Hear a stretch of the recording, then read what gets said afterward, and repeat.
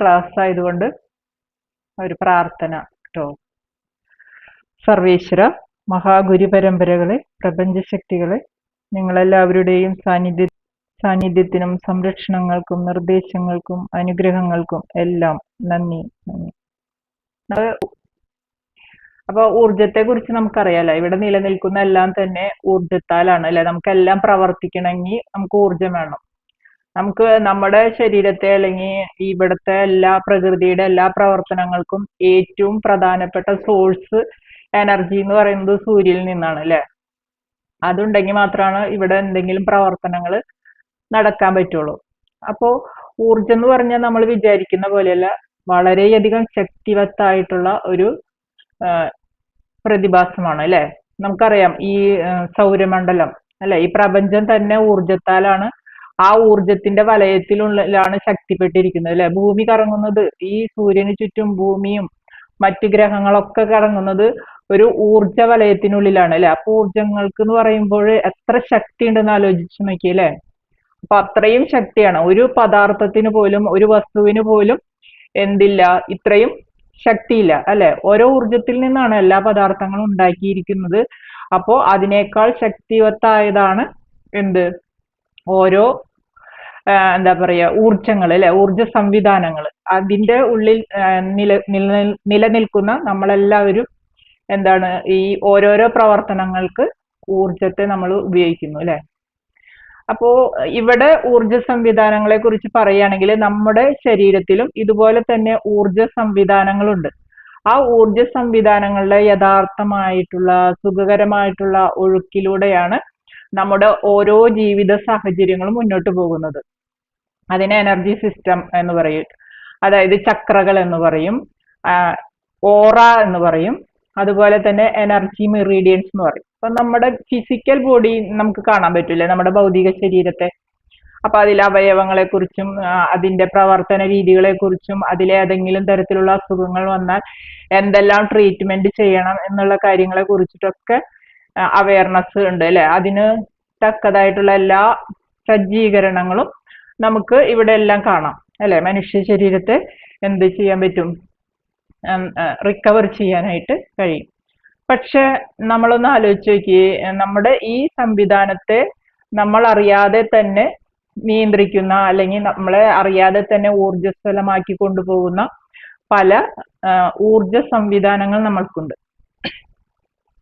അപ്പോ അതിനെ കുറിച്ചിട്ടാണ് നമ്മൾ പറയാനായിട്ട് പോകുന്നത്. ഈ ഊർജ സംവിധാനങ്ങൾ എങ്ങനെയൊക്കെയാണ് നമ്മുടെ ജീവിതത്തെ മുന്നോട്ട് കൊണ്ടുപോകാനായിട്ട് സഹായിക്കുന്നത്. ചെറിയൊരു വിവരണത്തിൽ കൂടി ഞാൻ പറയാനായിട്ട് പോകുന്നു കേട്ടോ. ഇപ്പോ ഞാൻ നേരത്തെ പറഞ്ഞ പോലെ ചക്രകള്, ഓറ സിസ്റ്റം, എനർജി മെറീഡിയൻസ്. ഇപ്പൊ നമ്മുടെ ശരീരം എങ്ങനെയാണോ പ്രവർത്തിക്കുന്നത്, ഏതെങ്കിലും ശാരീരിക അവയവങ്ങൾക്ക് എങ്ങനെയാണോ രോഗാവസ്ഥകൾ ഉണ്ടാകുന്നത്, അതുപോലെ തന്നെ എനർജി സിസ്റ്റത്തിലും ശരിയായ ഒഴുക്കില്ലെങ്കിൽ എന്ത് സംഭവിക്കും, നമുക്ക് പലതരത്തിലുള്ള രോഗാവസ്ഥകൾ ഉണ്ടാവും. ഈ എനർജിയുടെ ഒഴുക്കിനെയാണ്, സുഖകരമായ ഒഴുക്കിനെയാണ് എന്ത് പറയുന്നത്, സുഖം എന്ന് പറയുന്നത് അല്ലെ. നമ്മുടെ ശരീരത്തിലൂടെ എനർജി സുഖകരമായി ഒഴുകുമ്പോൾ നമുക്ക് സുഖമുണ്ടാകുന്നു. എവിടെങ്കിലും ഒരു ബ്ലോക്ക് വരുമ്പോൾ അവിടെ നമുക്ക് എന്ത് സംഭവിക്കും, നമുക്ക് പെയിൻ ഉണ്ടാകുന്നു. അപ്പൊ ഈ പെയിൻ ഉണ്ടാകുമ്പോൾ നമ്മൾ അത് അത്ര കാര്യമാക്കില്ല, നമുക്ക് അത് സഹിക്കാൻ പറ്റാതെ വരുമ്പോഴാണ് നമ്മൾ അതൊന്ന് ശ്രദ്ധിക്കുക. പക്ഷെ ഈ പെയിൻ എന്താണ് സംഭവിക്കുന്നത്, ഊർജം ശരിയായ രീതിയിൽ ഒഴുകാത്തത് കൊണ്ടാണ് ഈ അസുഖം ഉണ്ടാകുന്നത്. ഇത് പിന്നീട് എന്ത് സംഭവിക്കും, പിന്നീട് നമ്മുടെ ഏത് റിലേറ്റഡ് ആയിട്ടുള്ള അവയവങ്ങളാണോ അവയവങ്ങളിലൊക്കെ നമുക്ക് പിന്നീട് രോഗസാധ്യതകൾ ഉണ്ടാകാനായിട്ടുള്ള കാരണം ഉണ്ടാകും. മനസ്സിലായോ? അപ്പോ ഇത് അതീന്ദ്രിയമായിട്ടുള്ള കഴിവുള്ള ആളുകള്, ഗുരുക്കന്മാര്, അതീന്ദ്രിയ കഴിവുകളുള്ള വ്യക്തികള്, അവരൊക്കെ ഇത് കണ്ടിട്ടാണ്, മനുഷ്യരുടെ ഈ ഊർജ സംവിധാനത്തെ കണ്ടിട്ടാണ് നേരത്തെ മുൻകൂട്ടി ഓരോരോ കാര്യങ്ങൾ പറയുന്നത്. മനസ്സിലായോ? ആ ഊർജ സംവിധാനത്തിൽ വന്നിട്ടുള്ള ആ ഒരു ബ്ലോക്കുകൾ അല്ലെങ്കിൽ തടസ്സങ്ങള് അവർക്ക് നേരത്തെ കൂട്ടി മനസ്സിലാക്കുകയും അത് അനുസരിച്ച് നിങ്ങൾക്ക് എന്തൊക്കെ അസുഖങ്ങൾ വരാൻ സാധ്യതയുണ്ട്, എന്തൊക്കെ ജീവിത പ്രശ്നങ്ങൾ വരാൻ സാധ്യതയുണ്ട് എന്നൊക്കെ അവർ നമ്മളോട് പറയുന്നത്, ഇല്ലെങ്കിൽ എന്തൊക്കെ നിങ്ങൾ അഭിമുഖീകരിക്കുന്നു എന്നൊക്കെ പറയുന്നത്. അതായത് നമ്മുടെ സിസ്റ്റത്തിൽ ഞാൻ നേരത്തെ പറഞ്ഞ പോലെ ചക്രകൾ ഉണ്ടെന്ന് പറഞ്ഞു അല്ലെ. ഈ ചക്രകൾ എന്താണ്, എങ്ങനെയാണ് പ്രവർത്തിക്കുന്നത്? അത് വലത്തോട്ട് തിരിയുമ്പോൾ എന്ത് ചെയ്യും? ഊർജം നമ്മുടെ ശരീരത്തിലേക്ക് വലിച്ചെടുക്കുകയും ഇടത്തോട്ട് തിരിയുമ്പോൾ നമ്മുടെ അനാവശ്യമായിട്ടുള്ള ഊർജങ്ങളെ പുറത്തേക്ക് കളയുകയും ചെയ്യും. ഇത് കറക്റ്റ് ആയിട്ട് എന്ത് ചെയ്യണം? പ്രവർത്തിച്ചുകൊണ്ടേയിരിക്കണം. ഈ പ്രവർത്തന വൈകല്യം വരുമ്പോൾ എന്ത് സംഭവിക്കും എന്ന് വിചാരിച്ചിട്ടുണ്ടെങ്കിൽ നമ്മുടെ ഉള്ളിലേക്കുള്ള ഊർജവും പുറത്തേക്കുള്ള ഊർജവും ശരിയായ രീതിയിൽ പോകാതെ വരുമ്പോൾ അവിടെ എന്ത് ചെയ്യും? അവിടെ ബ്ലോക്കുകൾ ഉണ്ടാവുകയും അത് റിലേറ്റഡ് ആയിട്ടുള്ള അവയവങ്ങളിലൊക്കെ എന്ത് സംഭവിക്കും? നമുക്ക് അസുഖങ്ങൾ ഉണ്ടാവാനുള്ള കാരണങ്ങൾ ഉണ്ടാവും. അപ്പോൾ നമ്മുടെ ഊർജ സംവിധാനത്തെ എത്രയും സ്ട്രോങ് ആക്കുന്നുവോ, എത്രയും പവർഫുൾ ആക്കുന്നുവോ, അത്രത്തോളം നമ്മൾക്ക് എന്ത് നേടാൻ പറ്റും? നമ്മുടെ എല്ലാ ജീവിത മേഖലകളെയും, നമ്മുടെ ശരീരത്തെ മാത്രമല്ല നമ്മുടെ ജീവിതത്തിലെ പല കാര്യങ്ങൾക്കും നമുക്ക് എന്ത് ചെയ്യാൻ പറ്റും? നമുക്ക് കൂടുതൽ കൂടുതൽ മുന്നേറ്റങ്ങളിലേക്ക് കൊണ്ടുപോകാനും ശക്തിവത്താക്കാനൊക്കെ പറ്റും. അപ്പൊ ഇങ്ങനെയുള്ള ചക്രകളെയും എനർജി സിസ്റ്റങ്ങളെയും ഒക്കെ നല്ല രീതിയിൽ ശുദ്ധീകരിച്ചിട്ടാണ് എന്ത് നമുക്ക് നമ്മുടെ നെഗറ്റിവിറ്റി, അതായത് നമ്മുടെ ഉള്ളിലുള്ള ഈ നെഗറ്റീവ് എനർജികൾ നമ്മുടെ ഉള്ളിൽ എന്ത് ചെയ്യും? ഈ പോസിറ്റീവായ ഡിവൈനിറ്റീനെ ഉള്ളിലേക്ക് കടക്കാതെ തടസ്സമുണ്ടാക്കും. അപ്പോ നമുക്ക് ഇതിനെല്ലാം നീക്കം ചെയ്ത് നമ്മളെ ശുദ്ധീകരിക്കാനായിട്ടാണ് പലതരത്തിലുള്ള ഹീലിംഗ് സംവിധാനങ്ങൾ നമ്മൾ ഉണ്ടാക്കിയിരിക്കുന്നത്. അപ്പൊ ഡോക്ടേഴ്സ് ഒക്കെ എന്താണ്, നമ്മുടെ ശരീരത്തിന്റെ അനാട്ടമി പഠിച്ചിട്ടാണ് അവര് അസുഖങ്ങൾക്ക് ആവശ്യമായിട്ടുള്ള ട്രീറ്റ്മെന്റ് നമുക്ക് തരുന്നത്. അതുപോലെ തന്നെ നമുക്ക് ഈ ഊർജ സംവിധാനങ്ങളുടെ അനാട്ടമി, അതായത് ശാരീരികവും മാനസികവും വൈകാരികപരവുമായിട്ടുള്ള തലങ്ങളെ കുറിച്ച് നമുക്ക് കൃത്യമായിട്ടുള്ള അറിവുകൾ ഉണ്ടെങ്കിൽ നമുക്ക് എന്ത് ചെയ്യാൻ പറ്റും? നമുക്കും നമ്മളെ ശുദ്ധീകരിക്കാൻ പറ്റും. മനസ്സിലായി? ഈ ചക്രകളുടെ വൈകല്യം അനുസരിച്ചിട്ടാണ് ഓരോ വ്യക്തികളെയും നമ്മൾ അവരേത് പ്രശ്നങ്ങളെയാണ് അവര് അഭിമുഖീകരിക്കുന്നത്, ഏത് ശാരീരിക ബുദ്ധിമുട്ടുകളാണ് അവർ അഭിമുഖീകരിക്കുന്നതെന്നൊക്കെ നമുക്ക് തിരിച്ചറിയാനായിട്ട് പറ്റുന്നത്. അപ്പൊ ജസ്റ്റ് ഞാൻ ആ ഊർജ സംവിധാനങ്ങളെ കുറിച്ചൊക്കെ ഒന്ന് കാണിച്ചു തരാം കേട്ടോ. ഓക്കെ, ഇപ്പൊ ഈ 7 ചക്രകളെ കുറിച്ച് ഞാൻ ഒന്നും കൂടി വിശദീകരിക്കാം കേട്ടോ. മുകളിൽ വരുന്നത് സഹസ്രാര ചക്ര, പിന്നെ നെറ്റിയുടെ പുരിക മധ്യത്തിൽ വരുന്നത് ആജ്ഞാചക്ര, കഴുത്തിന്റെ നടുവിലായിട്ട് വരുന്നത് വിശുദ്ധി, നമ്മുടെ ചെസ്റ്റിന്റെ മധ്യഭാഗത്തായിട്ട് വരുന്നത് അനാഹതം, നമ്മുടെ നെഞ്ചുകുഴി ആ ഭാഗത്തായിട്ട് വരുന്നത് സോളാർ പ്ലക്സ്. ചിലര് നാവലിന്റെ ഭാഗത്തും അതിനെ പറയാറുണ്ട്, പക്ഷെ രണ്ട് ദിക്കിലും ചക്രകളുണ്ട്. പിന്നെ നമ്മുടെ സെക്ഷൽ ഓർഗന്റെ ഭാഗത്ത് വരുന്നത് സ്വാധിഷ്ഠാന ചക്ര, ടെയിൽ ബോണിന്റെ ഭാഗത്ത് വരുന്നത് മൂലാധാര ചക്ര.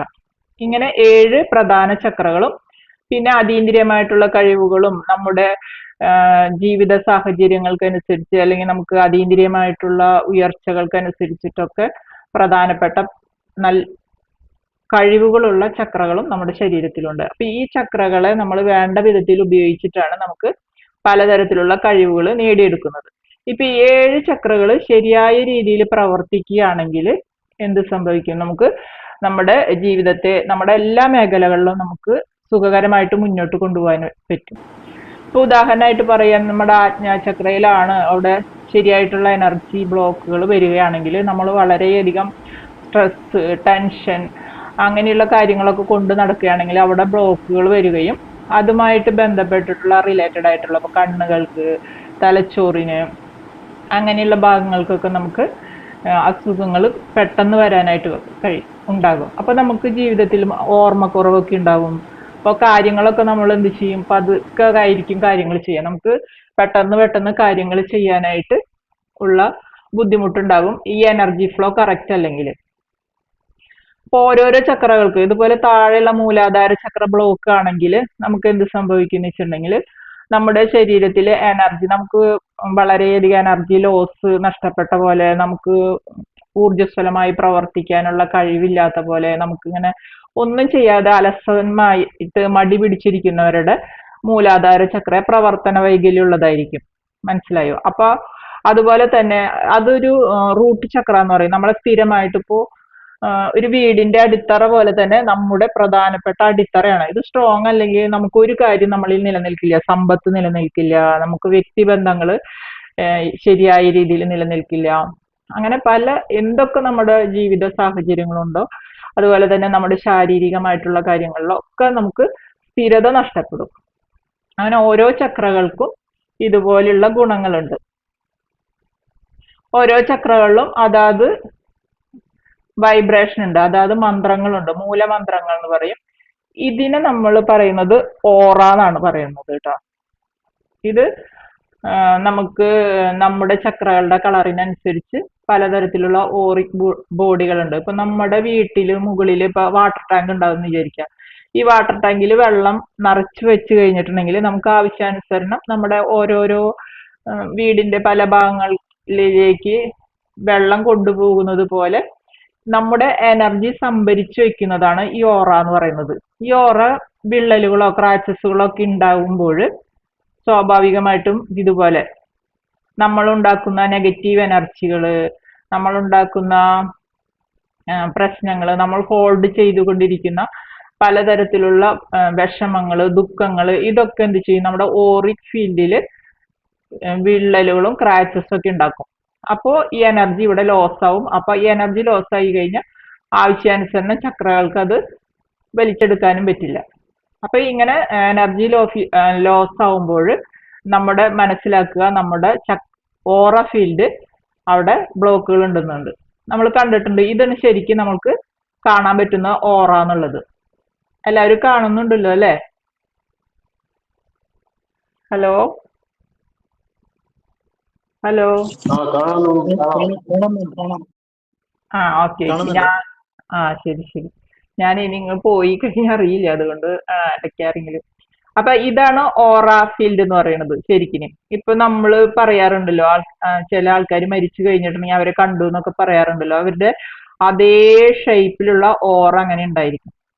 ഈ ഓറ പോകണമെങ്കിൽ അതിന് കുറച്ച് നാളുകൾ പിടിക്കും. അതിനനുസരിച്ചിട്ടാണ് ഓറ എന്ത് ചെയ്യുക, ഓറിക് ഫീൽഡ് ഊർജ സംവിധാനങ്ങളിലേക്ക് ലയിച്ചു ചേരുക.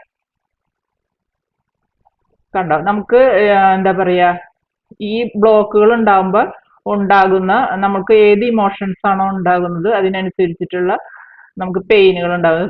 സ്ട്രെസ് ഒക്കെ കൊണ്ട് നടക്കുന്നവർക്ക് തലവേദന, അതുപോലെ തന്നെ മൈഗ്രെയിൻ, ഇങ്ങനെയുള്ള അസുഖങ്ങളൊക്കെ ഉണ്ടെങ്കിൽ അവർക്ക് സ്ട്രെസ്സുകൾ കൂടുതൽ കൊണ്ട് നടക്കുന്ന ആൾക്കാരാണെന്നാണ് അറിയാം. അതേപോലെ ഇമോഷണൽ ആയിട്ട് നമ്മൾ ബർഡൻ അനുഭവിക്കുക, അതായത് നമ്മൾ ഇമോഷൻസ് കൂടുതൽ കൊണ്ട് നടന്നിട്ട് അതുമൂലം നമ്മൾ ഇങ്ങനെ വേദനിച്ചുകൊണ്ടിരിക്കുക, അങ്ങനെയുള്ളവർക്കാണ് തോൾ ഭാഗത്തൊക്കെയുള്ള വേദന ഉണ്ടാവുക. അതുപോലെ തന്നെ നമുക്ക് മറ്റുള്ളവരെ ക്ഷമിക്കാനും പൊറുക്കാനും ഒക്കെ കഴിയാത്ത ആളുകളെ സംബന്ധിച്ചിടത്തോളമാണ് അവർക്കാണ് ഈ ത്രോട്ടുമായിട്ട് ബന്ധപ്പെട്ടിട്ടുള്ള അസുഖങ്ങൾ ഒക്കെ ഉണ്ടാവുന്നത്.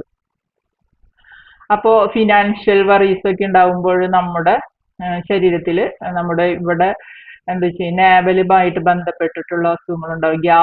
ഗ്യാസ്ട്രിക് പ്രോബ്ലങ്ങള്, അതുപോലെ തന്നെ ദഹന സംബന്ധമായിട്ടുള്ള അസുഖങ്ങളൊക്കെ നമുക്ക് പിന്നീട് നമുക്ക് വളരെയധികം എന്ത് ചെയ്യും, ഫിനാൻഷ്യലായിട്ട് നമുക്ക് ഏണിങ്സ് കിട്ടാണ്ട് നമ്മളെപ്പോഴും വിഷമിച്ചുകൊണ്ടേയിരിക്കും. അങ്ങനെ ശരീരത്തിലെ ഓരോ ഭാഗങ്ങളിലും നമുക്ക് അസുഖങ്ങൾ വരുമ്പോഴാണ് അവിടെ നമുക്ക് പെയിൻ അനുഭവപ്പെടുന്നത്. ആ പെയിൻ നോക്കിയിട്ട് നമ്മൾ എന്തൊക്കെ നെഗറ്റീവ് ഇമോഷൻസ് ആണ് കൊണ്ട് നടക്കണതെന്ന് നമുക്ക് അറിയാനായിട്ട് പറ്റും. ഇതെന്ന് പറയുന്നത് നാഡിയാണ്, എനർജി മെറീഡിയൻസ് എന്ന് പറയും. ഓരോ ചക്രകളിലും അത് കടന്നിട്ടാണ് പോകുന്നത്. ഒരു നാഡി എന്ന് പറയുന്നത് വലത് ഭാഗത്താണുള്ളത്. അത് മൂലാധാര ചക്രയിൽ നിന്ന് താഴെയുള്ള ഒരു ചക്ര ഞാൻ പറഞ്ഞല്ലോ, അവിടെ നിന്നും അത് പുറപ്പെട്ട് നമ്മുടെ വലത് മൂക്കിലേക്ക് അത് പുറത്തേക്ക് പോകുന്നു. മനസ്സിലായോ? ഇത് പിങ്കള നാഡി എന്ന് പറയും. അത് ചുവപ്പാണ്. അതിന്റെ എനർജി എന്ന് പറയുന്നത് ചൂടാണ്. അതുപോലെ തന്നെ മൂലാധാര ചക്രയിൽ നിന്ന് പുറപ്പെട്ട് ഇടത് മൂക്കിലൂടെ പുറത്തേക്ക് പോകുന്നു. ഇതിനെയാണ് ഇടനാഡി എന്ന് പറയുക. ഇത് നീല കളറാണ്. ഇത് തണുപ്പാണ്. അപ്പോൾ യോഗികളൊക്കെ നമ്മൾ കാണാറുണ്ട് അല്ലെ? നിങ്ങളൊക്കെ വായിച്ചിട്ടുണ്ടായിരിക്കും. വളരെ മഞ്ഞുള്ള പ്രദേശത്തൊക്കെ അവര് വസ്ത്രം പോലും ധരിക്കാണ്ട് നല്ല ആക്റ്റീവായിട്ട് പോകുന്നത്. അവരെന്ത് ചെയ്യാന്ന് വെച്ചിട്ടുണ്ടെങ്കിൽ ഈ പിങ്കള നാഡി ആക്ടിവേറ്റ് ചെയ്തിട്ട് അവരുടെ ശരീരത്തിലേക്ക് ചൂട് ഉൽപ്പാദിപ്പിക്കും.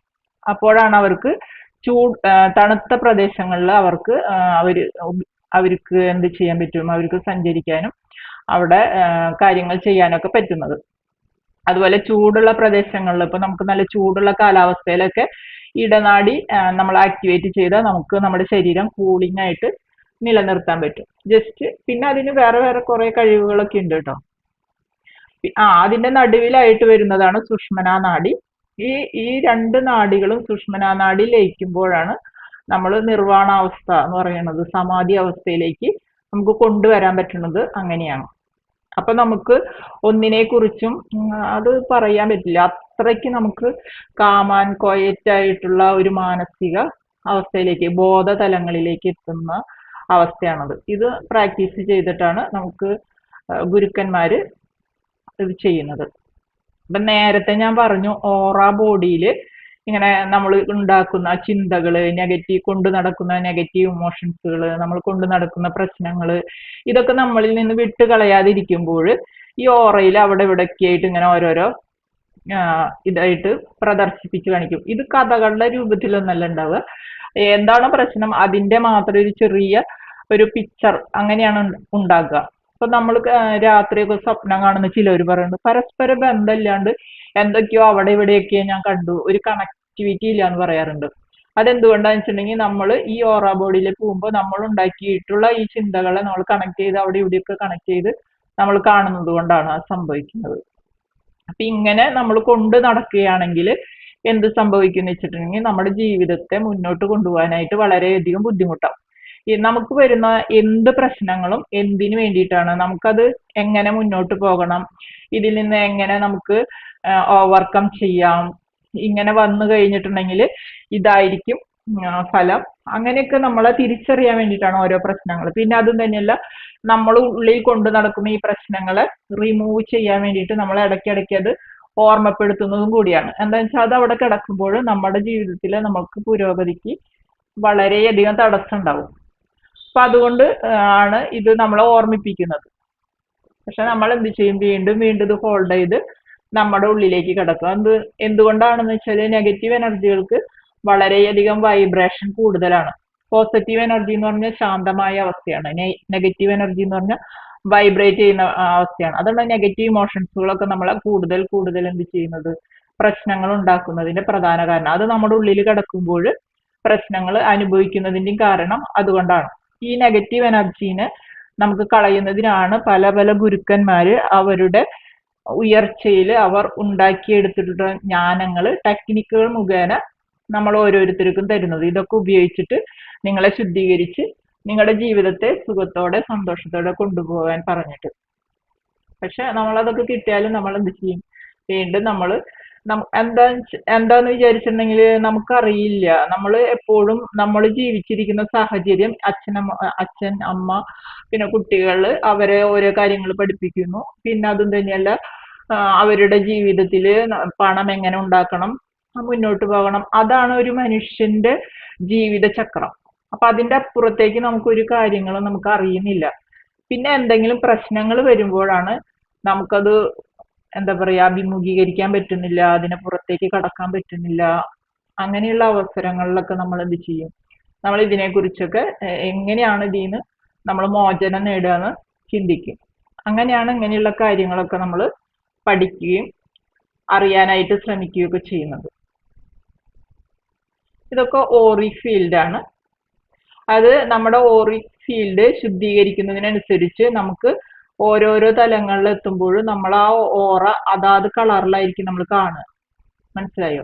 അപ്പോഴാണ് ഓരോ ഓറയുടെയും കളർ അനുസരിച്ചിട്ടാണ് ഇവൻ ഏത് തലത്തിലേക്കാണ് ഉയർത്തപ്പെട്ടിരിക്കുന്നത്, ഏത് കോൺഷ്യസ് ലെവലിലേക്കാണ് ഉയർത്തപ്പെട്ടിരിക്കുന്നതെന്ന് മനസ്സിലാക്കാനായിട്ട് പറ്റുക. കണ്ടോ, ചക്രകൾ ഇങ്ങനെയാണ് പ്രവർത്തിക്കുന്നത്. ഇടത്തോട്ടും വലത്തോട്ടും ഇങ്ങനെ തിരിയും. ഇതിൽ 11 ചക്രകളെ കാണിക്കുന്നുണ്ട് കേട്ടോ.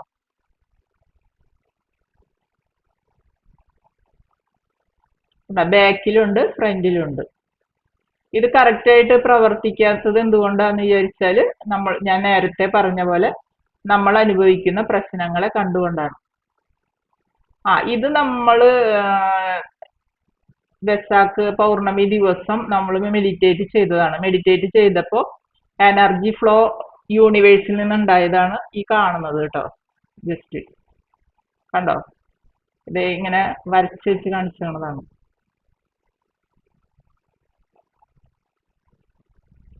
ഇത്രയ്ക്കാണ് എനർജിയെ കുറിച്ച്, ഊർജ സംവിധാനങ്ങളെ കുറിച്ച് നമ്മൾക്ക് പറയാനുള്ളത്. നിങ്ങൾക്ക് എന്തെങ്കിലും ഡൗട്ടുകൾ ഉണ്ടെങ്കിൽ നിങ്ങൾക്ക് ചോദിക്കാം. മാം ചോദിച്ചത് നമുക്ക് ചക്രാസിനെ എങ്ങനെ എക്സ്പീരിയൻസ് ചെയ്യാമെന്നായിരുന്നു. ചക്രാസിനെ നമുക്ക് എക്സ്പീരിയൻസ് ചെയ്യാൻ പറ്റുന്നത് നമ്മൾക്ക് നമ്മുടെ ശരീരത്തിൽ, അല്ലെങ്കിൽ നമ്മുടെ എന്താ പറയാ, ഇപ്പൊ ഞാനൊരു ഉദാഹരണം പറയുകയാണെങ്കിൽ നമുക്കിപ്പോ ഹൃദയ ചക്ര എന്ന് പറയും, അനാഹത ചക്ര എന്ന് പറയും. ഈ ചെസ്റ്റിന്റെ മധ്യഭാഗത്തായിട്ടാണ് കാണുന്നത്.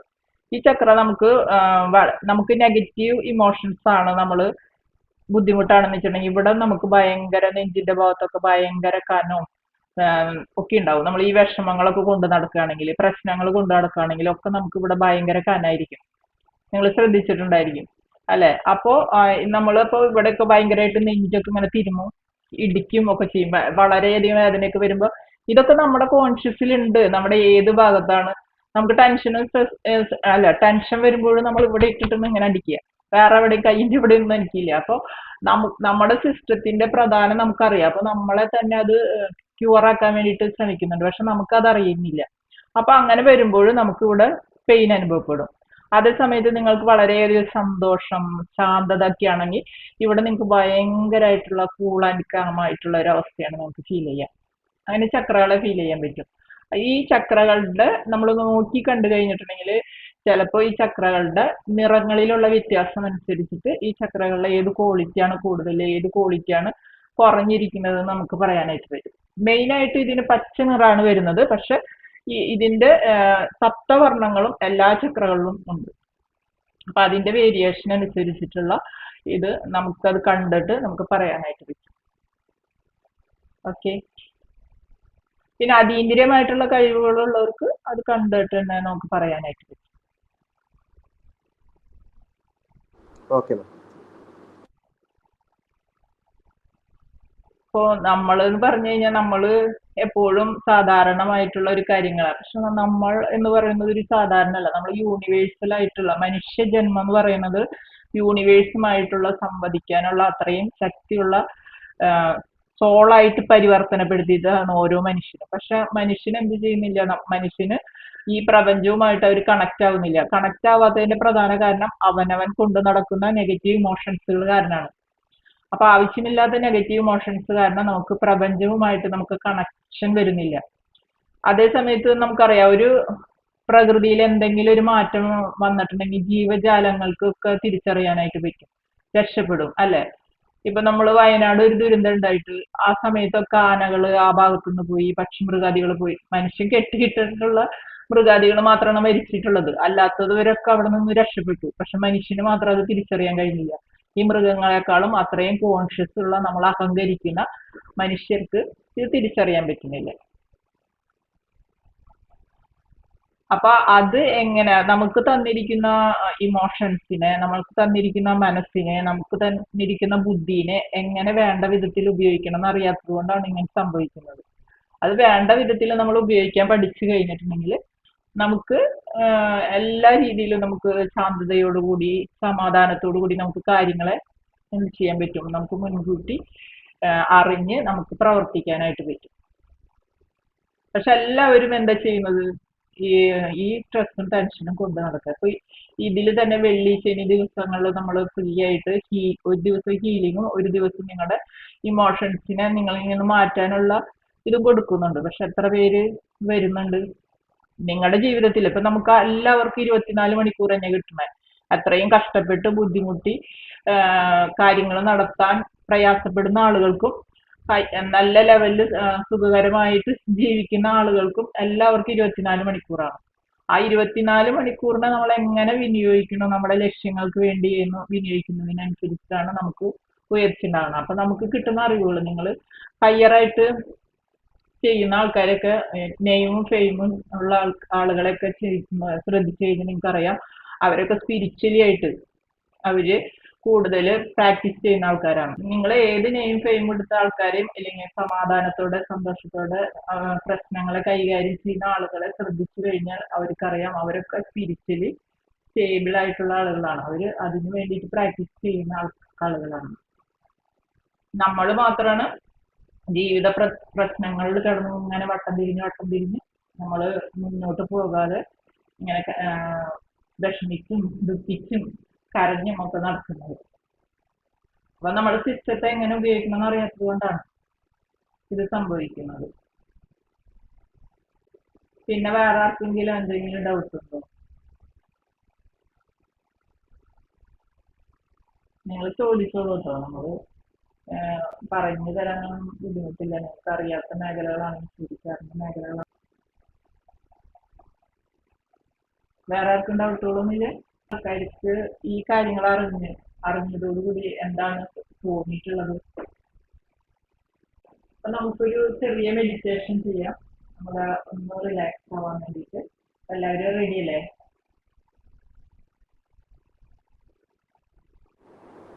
അതെ അതെ. അപ്പോ നമ്മള് മെഡിറ്റേഷൻ പൊസിഷനിൽ ഇരിക്കാന്ന് പറഞ്ഞു കഴിഞ്ഞാൽ നട്ടല് നിവർന്നിരിക്കുക, കൈ കാലുകളൊന്നും ക്രോസ് ചെയ്യാതെ കാലുകൾ തറയിൽ ഒരുമിച്ച് വെക്കുക. എനർജി ഫ്ലോ ആണ്. അപ്പൊ നമ്മൾ കറക്റ്റ് ആയിട്ട് ഇരിക്കണം. നട്ടല് വളയുകയൊക്കെ ചെയ്ത് കഴിഞ്ഞാൽ എനർജി കറക്റ്റ് ആയിട്ട് ഫ്ലോ എന്ത് ചെയ്യുക, അവിടെ ബെൻഡിങ് ആവുമ്പോൾ സംഭവിക്കാം, ഒന്നും താഴേക്ക് എനർജി ചെയ്യില്ല. അതുകൊണ്ടാണ് എപ്പോഴും മെഡിറ്റേഷൻ പൊസിഷൻ എന്ന് പറഞ്ഞു കഴിഞ്ഞാൽ നട്ടല് നിവർന്നിരിക്കുക. നേരത്തെ ഞാൻ കാണിച്ചല്ലോ കൃഷ്ണനാടി, നട്ടലിന്റെ നടുവിലൂടെയാണ് പോകുന്നത്. അതിലൂടെയാണ് മുകളിൽ നിന്ന് എനർജി വന്നിട്ട് കറക്റ്റ് ആയിട്ട് പോകുന്നത്. അപ്പൊ ബെൻഡ് ചെയ്തിരുന്ന് കഴിഞ്ഞാൽ സംഭവിക്കും, അത് കണക്റ്റഡ് ആയിട്ടുള്ള ചക്രകളിലേക്ക് മാത്രം പോകും, ബാക്കിലേക്ക് പോകാതെ അവിടെ നോക്കട്ടെ. അപ്പൊ നമ്മൾ എപ്പോഴും മെഡിറ്റേഷൻ ചെയ്യുമ്പോൾ നട്ടല് നിവർന്നിരിക്കണം. അതുപോലെ കൈകളും ക്രോസ് ചെയ്യാൻ മതി. കൈകൾ ക്രോസ് ചെയ്ത് കഴിഞ്ഞാൽ നമ്മളെപ്പോഴും കൈകളൊക്കെ ഇങ്ങനെ ക്രോസ് ചെയ്തിരിക്കുക. വളരെയധികം തണുപ്പൊക്കെ വരിക അല്ലേ, നമ്മുടെ ഉള്ളിലേക്ക് തണുപ്പ് തട്ടുണ്ടാകുന്ന വിചാരിച്ചിട്ടാണ് ഇത്രയും തണുപ്പ് വരുമ്പോൾ അത്രയും നമ്മൾ ക്രോസ് ചെയ്ത്. അപ്പോ എന്താണ് അതിന്റെ പുറമേ നിന്നും ഒന്നും നമ്മളിലേക്ക് വരരുത് എന്നുള്ള ഒരു പുറമേ നിന്ന് നമ്മളിലേക്ക് വരരുത് എന്നുള്ള ഇതുകൊണ്ടാണ് നമ്മളത് ചെയ്യുന്നത്, ബ്ലോക്ക് ചെയ്യുന്നത്. അപ്പൊ അത് ബ്ലോക്കിംഗ് മോഡാണ്. അതുകൊണ്ട് ഒരിക്കലും നമ്മൾ ഇങ്ങനെ ക്രോസ് ചെയ്ത് വെക്കാൻ പാടില്ല. മനസ്സിലായോ? അതുപോലെ കാലുകൾ നമുക്ക് പത്മാസനത്തിലോ വജ്രാസനത്തിലോ ഇരിക്കുമ്പോൾ കുഴപ്പമില്ല. ആ സമയത്ത് നമ്മുടെ താഴെയുള്ള മൂലാധാര ചക്ര വഴി കണക്ട് ചെയ്യാൻ അറിയണമെന്ന് മാത്രമേ ഉള്ളൂ. ഇപ്പോൾ സാധാരണ ആൾക്കാരല്ല. അപ്പൊ നിങ്ങൾ കാലുകൾ തറയിൽ ഊന്നി വെക്കുക, എനർജി ഫ്ലോ ഉണ്ടാവുന്നത് ബ്ലോക്കുകൾ ഇല്ലാതിരിക്കാൻ വേണ്ടിയിട്ട്. അതുപോലെ തന്നെ കണ്ണുകൾ അടയ്ക്കണം. എന്താണെന്ന് വെച്ചിട്ടുണ്ടെങ്കിൽ നമുക്ക് എനർജി, നമ്മുടെ ഉള്ളിലേക്ക് വരുന്ന എനർജി പുറത്തേക്ക് പോകുന്നത് കണ്ണുകളിലൂടെയും കൈകളിലൂടെയും കാലുകളിലൂടെയാണ്. മനസ്സിലായോ? അപ്പോൾ പത്മാസനത്തിൽ ഇരിക്കുമ്പോൾ കാലുകൾ ഇങ്ങനെ വരും. അപ്പൊ അതുകൊണ്ട് മൂലാധാര ചക്രയിലൂടെ പോകും. പിന്നെ കൈകളാണ് നമുക്ക് എനർജി സ്വീകരിക്കുന്നത്. അപ്പോൾ അത് നമ്മൾ മലർത്തി വെക്കണം, എന്നാലാണ് സ്വീകരണക്ഷമതയോടുകൂടി നമ്മൾ ഇരിക്കുക എന്നുള്ളത്. ഓരോത്തിനും ഓരോ പോസ്റ്റർ ഉണ്ട്. അപ്പോൾ അതുകൊണ്ട് കണ്ണുകൾ എന്ന് പറഞ്ഞു കഴിഞ്ഞാൽ അടച്ചില്ലെങ്കിൽ എന്ത് സംഭവിക്കുന്ന വെച്ചാൽ കണ്ണുകൾ വളരെയധികം സുതാര്യമാണ്. അപ്പൊ എനർജി ഫ്ലോ പെട്ടെന്ന് കണ്ണുകളിലൂടെ പോകുമ്പോൾ നമുക്ക് കണ്ണുമായിട്ട് ബന്ധപ്പെട്ടിട്ടുള്ള ഒരു അസുഖം അങ്ങനെ വരാനായിട്ട് അവിടെ ഇതുണ്ടാകാനായിട്ടുള്ള സാധ്യത ഉള്ളതുകൊണ്ട് കണ്ണുകൾ എപ്പോഴും ധ്യാനത്തിൽ ഇരിക്കുമ്പോൾ കണ്ണുകൾ അടച്ചിരിക്കാനായിട്ട് പറയുന്നത്. പിന്നെ നിങ്ങൾക്ക് വേണമെങ്കിൽ കേജരി മുദ്രയിൽ വെക്കാം, നാവ് മേലെണ്ണാക്കിൽ മുട്ടിച്ച് വെക്കാം. അങ്ങനെ മുട്ടിച്ച് വെക്കുന്നത് നമുക്ക് എനർജി ഫ്ലോ കറക്റ്റ് ആയിട്ട് നമുക്ക് ശക്തി കിട്ടാൻ പറ്റും. നമുക്ക് വളരെയധികം ക്ഷീണിക്കുന്ന അവസ്ഥയിലൊക്കെ നമുക്ക് ഈ നാവ് മേലെണ്ണാക്കിൽ മുട്ടിച്ച് വെച്ച് കഴിഞ്ഞിട്ടുണ്ടെങ്കിൽ നമുക്ക് വളരെയധികം ശരീരത്തിന് കൂടുതൽ എനർജി ഫ്ലോ കിട്ടുകയും ഊർജ്ജസ്വലമായി പ്രവർത്തിക്കാൻ ഒക്കെ പറ്റും. അപ്പോൾ നിങ്ങൾക്ക് അത് ചെയ്യാം. അപ്പോൾ ഇത്രയാണ് നമ്മുടെ മെഡിറ്റേഷൻ പൊസിഷൻ എന്ന് പറയുന്നത്. അപ്പൊ നമുക്ക് അതിലേക്ക് പോകാം. നട്ടെല്ല് നിവർന്നിരിക്കുക, കണ്ണുകൾ അടയ്ക്കുക, കൈകൾ മടിമീതെ മലർത്തി വെക്കുക, കാലുകൾ തറയിൽ ഊന്നി വെക്കുക. നിങ്ങളുടെ ശ്വാസത്തിൽ ശ്രദ്ധിക്കുക. നിങ്ങളുടെ ചെസ്റ്റിന്റെ മധ്യഭാഗത്തായിട്ടും തലയുടെ ഉച്ചിയിലൊന്ന് ജസ്റ്റ് ഒന്ന് ടച്ച് ചെയ്ത് കൊടുത്തോളൂ. എന്നിട്ട് കൈകൾ വീണ്ടും യഥാസ്ഥാനത്തേക്ക് വയ്ക്കുക. ഇനി നിങ്ങൾ ശ്വാസത്തിൽ ശ്രദ്ധിക്കുക. ഓരോ ശ്വാസവും മനസ്സിന്റെ ആഴങ്ങളിലേക്ക് പോകട്ടെ. ഓരോ നിശ്വാസത്തിലൂടെയും നിങ്ങളുടെ ഉള്ളിലുള്ള എല്ലാത്തിനെയും, നിങ്ങളെ അസ്വസ്ഥപ്പെടുത്തുന്ന, വേദനപ്പെടുത്തുന്ന, നിങ്ങൾ അനുഭവിക്കുന്ന ചിന്തകളെ എല്ലാം നിങ്ങൾ നിശ്വാസത്തിലൂടെ പുറത്തേക്ക് കളയുക.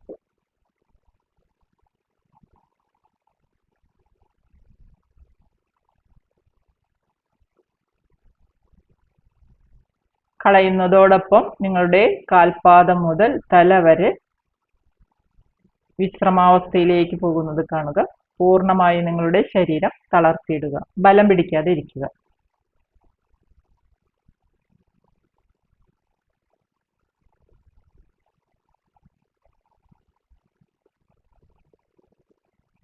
ഇപ്പോൾ നിങ്ങളുടെ ശരീരം പൂർണ്ണമായും വിശ്രമാവസ്ഥയിലേക്ക് പോയിരിക്കുന്നു.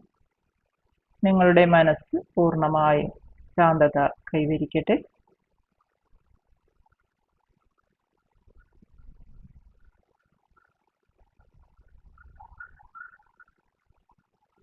പതുക്കെ പതുക്കെ നിങ്ങളുടെ മുഖത്ത് അത് പുഞ്ചിരിയായി വിരിയട്ടെ.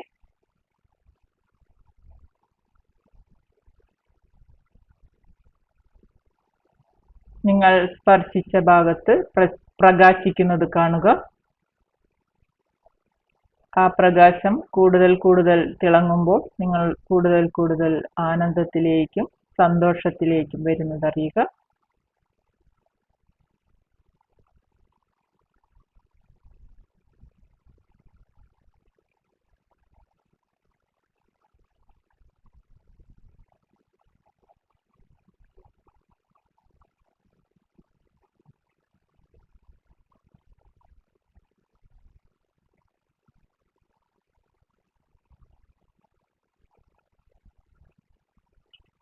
പൂർണ്ണമായും അതിൽ ലയിച്ചിരിക്കുക.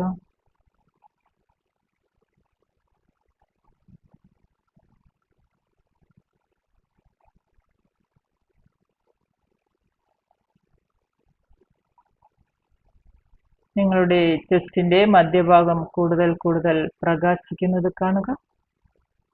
ആ പ്രകാശം പതുക്കെ പതുക്കെ നിങ്ങളുടെ ശരീരം മുഴുവൻ വ്യാപിക്കുന്നതറിയുക. കൂടുതൽ ശാന്തതയിലേക്കും ശൂന്യതയിലേക്കും നിങ്ങൾ പോകുന്നതറിയുക. കാൽപാദം മുഴുവൻ പ്രകാശത്താൽ തിളങ്ങുന്നത് കാണുക. കാൽമുട്ട് മുതൽ കാൽപാദം വരെ പ്രകാശിക്കട്ടെ. നിങ്ങളുടെ തുടകൾ പ്രകാശിക്കുന്നതറിയുക.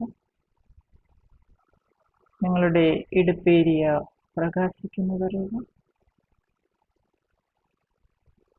നിങ്ങളുടെ വയറിന്റെ ഭാഗം പ്രകാശിക്കുന്നതറിയുക. നിങ്ങളുടെ ചെസ്റ്റിന്റെ ഭാഗം പ്രകാശിക്കുന്നതറിയുക.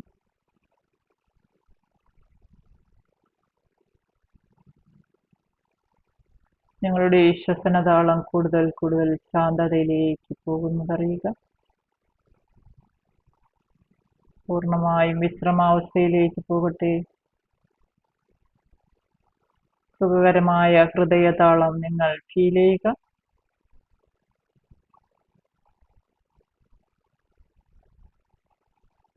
പുറംഭാഗം പൂർണ്ണമായും വിശ്രമാവസ്ഥയിലേക്ക് പോകട്ടെ. തിളങ്ങുന്നത് കാണുക.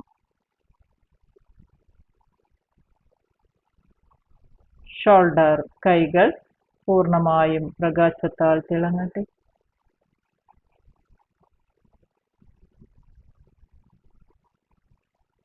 നിങ്ങളുടെ കഴുത്തിന്റെ ഭാഗം പ്രകാശത്താൽ തിളങ്ങുന്നതറിയുക. നിങ്ങളുടെ തലയ്ക്കുള്ളിൽ പൂർണ്ണമായും പ്രകാശിക്കട്ടെ. ഓരോ സ്പേസുകളിലും പ്രകാശം നിറയുന്നതറിയുക. ഇപ്പോൾ ശരീരം മുഴുവൻ പ്രകാശത്താൽ തിളങ്ങുന്നത് കാണുക.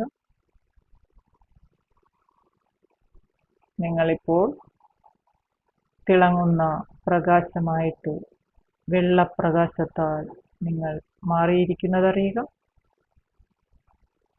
അത് നിങ്ങളുടെ ഓരോ രോമകൂപങ്ങളിലൂടെയും പുറത്തേക്ക് ഇങ്ങനെ പ്രവഹിക്കട്ടെ. അത് നിങ്ങളിൽ നിന്നും അകത്തേക്കും പുറത്തേക്കും സുഖകരമായി ഒഴുകുന്നതറിയുക. ആ ഫീലിൽ ഒരു നിമിഷം സന്തോഷത്തോടെ ആനന്ദത്തോടെ ഇരിക്കുക. പുഞ്ചിരിയോടുകൂടി ഇരിക്കുക.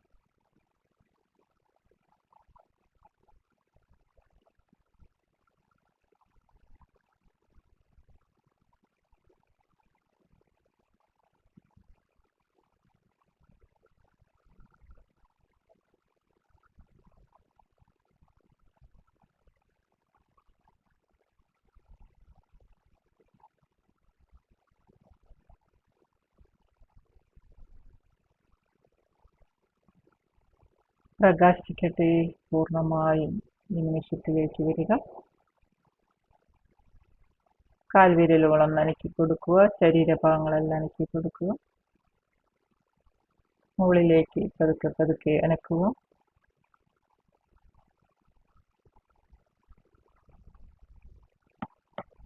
കൈകൾ കുത്തി നന്ദി പറയുക. നന്ദി മഹാഗുരു പരമ്പര. നമ്മൾ ഓരോരുത്തരോടും കൈകൾ നന്നായി കൂട്ടിത്തിരുമ. കണ്ണുകളിലേക്ക് ചൂട് പകരുക. കണ്ണുകൾ ചിമ്മി ചിമ്മി തുറക്കുക. മുഖം തടവി കൊടുക്കുക. ശിരസ് തടവി കൊടുക്കുക. കാൽപാദം വരെ തടവി.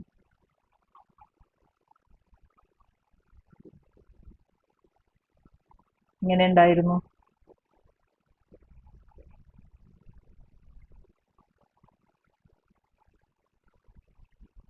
നിങ്ങളുടെ ഇടത് കൈ ഉണ്ടല്ലോ, ഇടത് കൈയുടെ ഈ ഭാഗം ഉണ്ടല്ലോ,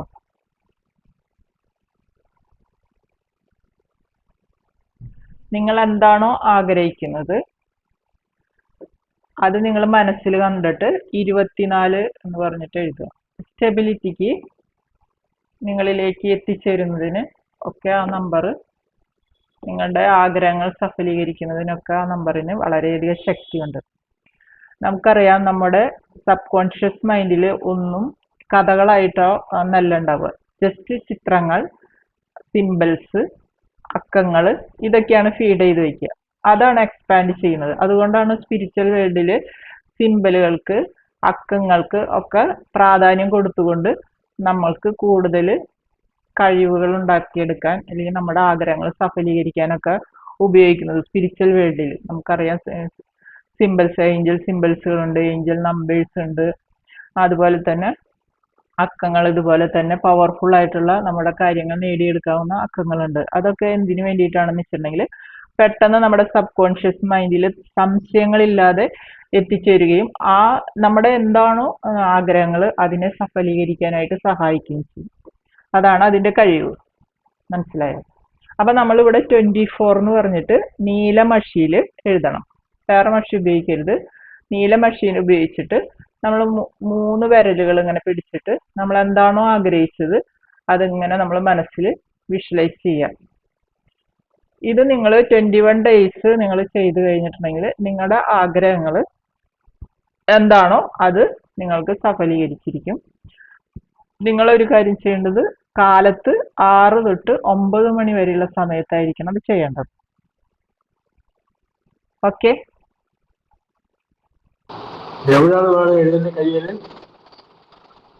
ഇവിടെ തള്ളവിരലിന്റെ താഴെയായിട്ട് ഇങ്ങനെ പൊങ്ങി നിൽക്കുന്ന ഒരു ഭാഗം ഉണ്ടല്ലോ,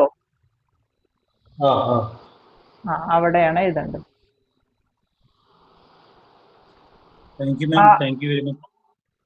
ഓക്കെ. അപ്പൊ എല്ലാവർക്കും ശുഭരാത്രി. നിങ്ങളുടെ ആഗ്രഹങ്ങളൊക്കെ സഫലീകരിക്കട്ടെ. ജീവിത ലക്ഷ്യങ്ങളൊക്കെ നടട്ടെ. മഹാചൈതന്യങ്ങൾ കൂടെ നിന്നാണ്. Okay, namaste. Thank you ma'am. Thank you.